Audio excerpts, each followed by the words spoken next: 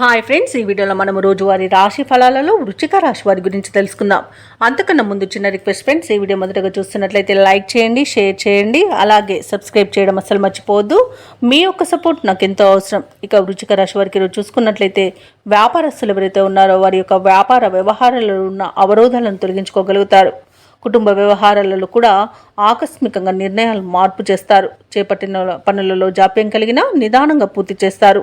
దైవ సేవా కార్యక్రమాలను నిర్వహిస్తారు. దేవాలయాలను సందర్శిస్తారు.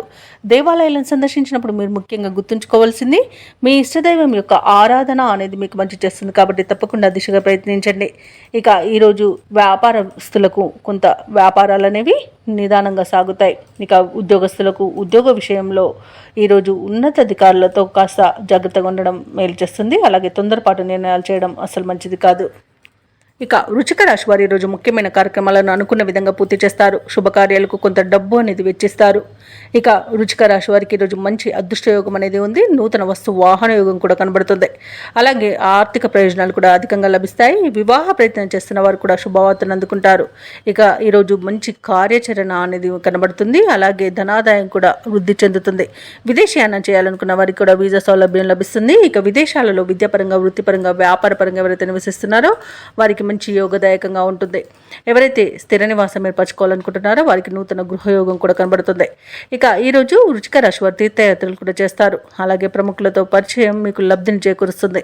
ఇక ధనాదాయం బాగుండడం వలన రుణాలను తీర్చగలుగుతారు. వ్యవసాయదారులకు పంట లాభం అనేది కనబడుతుంది.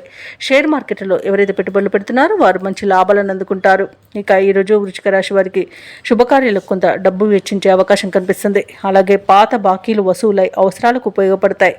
వేడుకలను, విందు వినోద కార్యక్రమాలను నిర్వహిస్తారు.